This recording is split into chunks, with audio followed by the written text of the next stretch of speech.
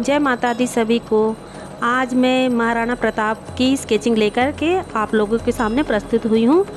महाराणा प्रताप किसी परिचय के मोहताज नहीं है। थोड़ा सा उनके जीवन पे मैं प्रकाश डालते हुए कुछ बातें आप लोगों से कहना चाहूँगी। महाराणा प्रताप का जन्म 9 मई 1540 को राजस्थान के मेवाड़ में हुआ था। राजपूताना घराने में जन्म लेने वाले प्रताप उदय सिंह द्वितीय और महारानी जयवंता बाई के सबसे बड़े पुत्र थे। वे एक महान पराक्रमी और युद्ध रणनीति में कौशल थे। महाराणा प्रताप ने मुगलों के बार बार हुए हमले से मेवाड़ को बचाया, उसकी रक्षा की। उन्होंने अपनी आन बान शान के लिए कभी समझौता नहीं किया। विपरीत से विपरीत परिस्थिति में ही क्यों ना हो, वे कभी हार नहीं माने। यही वजह है कि महाराणा प्रताप की वीरता के आगे किसी की भी कहानी नहीं टिकती थी। बात करते हैं महाराणा प्रताप के कद काठी की, तो वे 7 फीट 5 इंच लंबे, 110 किलो वजन वाले थे। 81 किलो के भारी भरकम भाला और छाती पर 72 किलो का वजनी कवच धारण करते थे। दुश्मन भी उनके युद्ध कौशल के कायल थे, जिन्होंने मुगल शासक अकबर का घमंड चूर चूर कर दिया। 30 सालों तक लगातार कोशिश करने के बाद भी अकबर उन्हें बंदी नहीं बना सका। ऐसे वीर योद्धा महाराणा प्रताप की 9 मई को जयंती होती है। आइए आगे हल्दी घाटी युद्ध के बारे में बात करते हैं। 1576 में हल्दी घाटी में महाराणा प्रताप और मुगल बादशाह अकबर के बीच भयंकर युद्ध हुआ। महाराणा प्रताप ने अकबर की 85,000 सैनिक वाली विशाल सेना के सामने अपने 20,000 सैनिक और सीमित संसाधनों के बल पे स्वतंत्रता के लिए कई वर्षों तक संघर्ष किया। बताते हैं कि ये युद्ध 3 घंटे से अधिक समय तक चला। इस युद्ध में जख्मी होने के बावजूद महाराणा मुगलों के हाथ नहीं आए। महाराणा प्रताप कुछ साथियों के साथ जंगल में जाके छिप गए। यही जंगल में कंदमूल खा के रहे।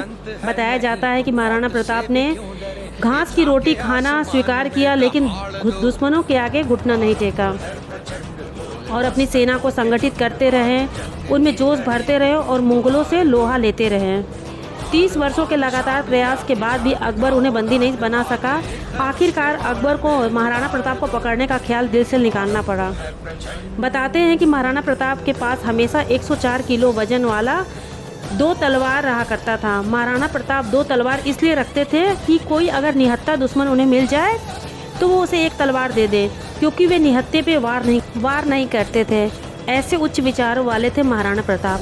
बताते हैं कि महाराणा प्रताप की 11 रानियां थीं, जिसमें से अजबंदे पंवार मुख्य महारानी थी और उनके 17 पुत्रों में से अमर सिंह महाराणा प्रताप के उत्तराधिकारी और मेवाड़ के 14वें महाराणा बने।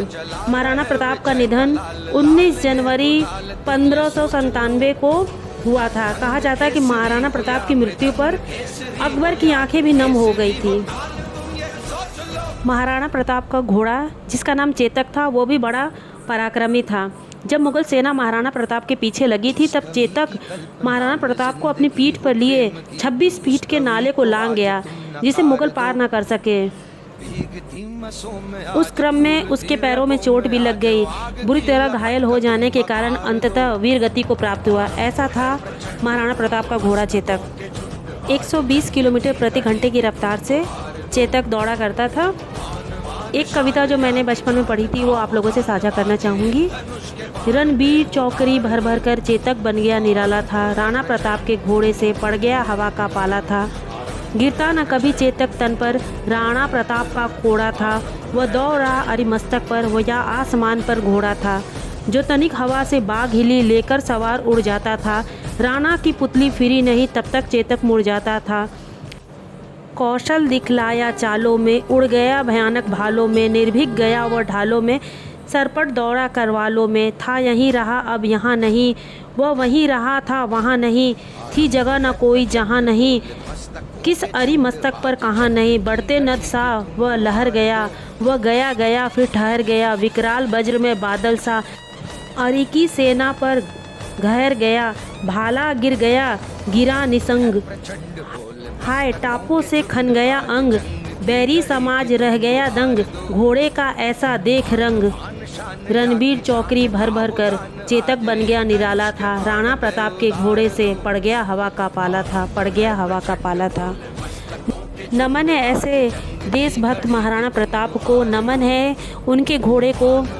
जय हिंद, जय भारत। अगर आप लोगों को मेरी स्केचिंग अच्छी लगे तो प्लीज़ लाइक करिए, कमेंट करिए। Thank you.